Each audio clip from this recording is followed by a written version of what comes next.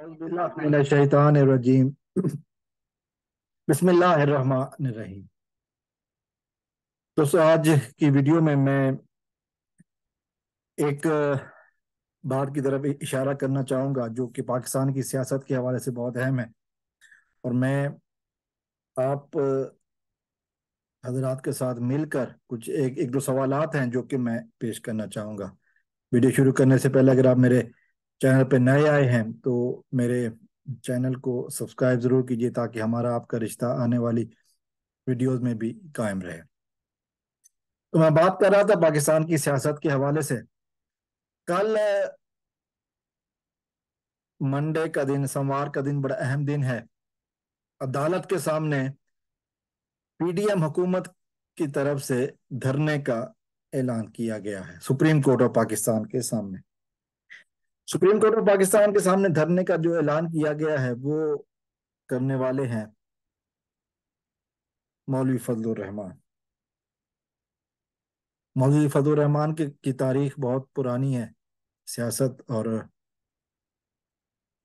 سیاست میں انوالو چیزوں کے حوالے سے، کیونکہ یہ سیاسی مولوی ہیں۔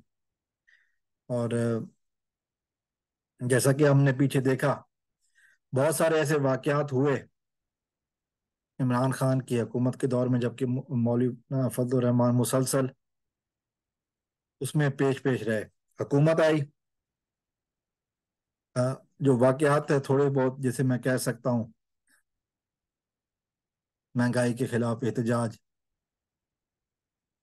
حکومت کے خلاف میٹنگز، پیٹرول کی قیمت بڑھنے پر احتجاج، حج کی پرائسیں زیادہ ہونے پر احتجاج،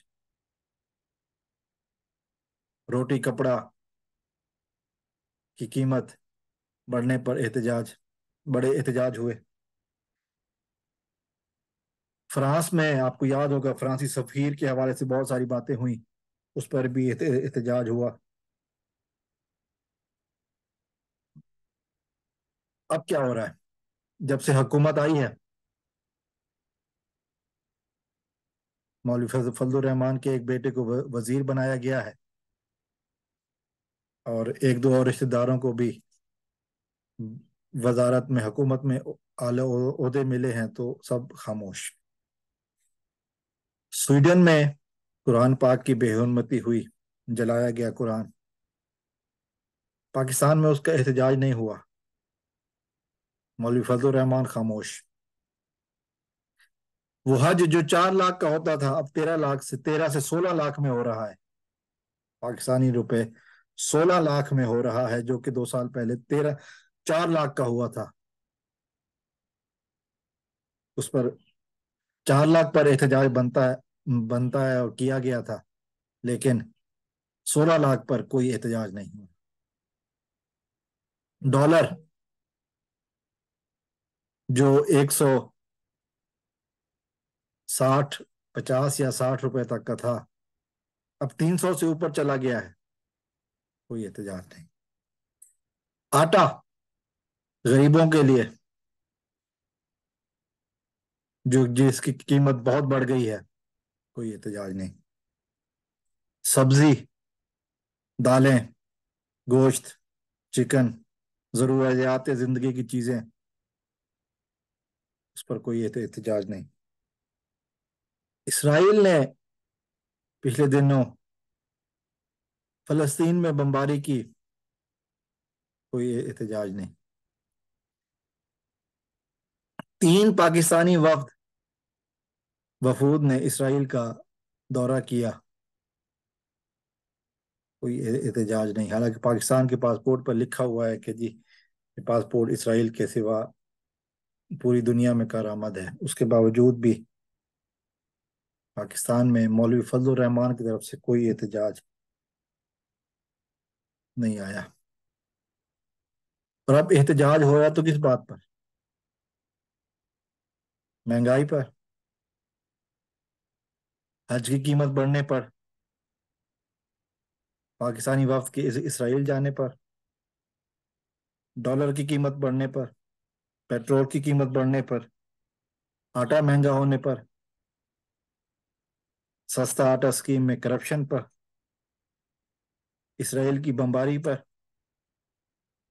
نہیں، یہ نہیں ہے۔ ان سب میں سے کسی ایک پر کے حوالے سے کوئی ہے؟ نہیں، ایجنڈا یہ نہیں ہے۔ ایجنڈا کیا ہے؟ عدالت کے فیصلے کے خلاف عدالت کے باہر احتجاج، یہ ہے ایجنڈا۔ اور کیوں؟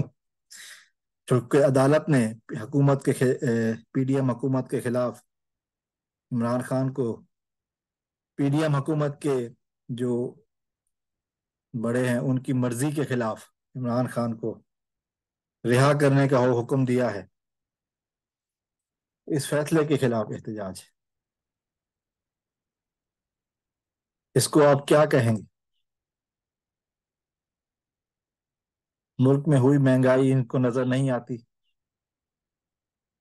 آٹا مہنگا ہوا، غریبوں کی خودکشیاں ان کو نظر نہیں آتی؟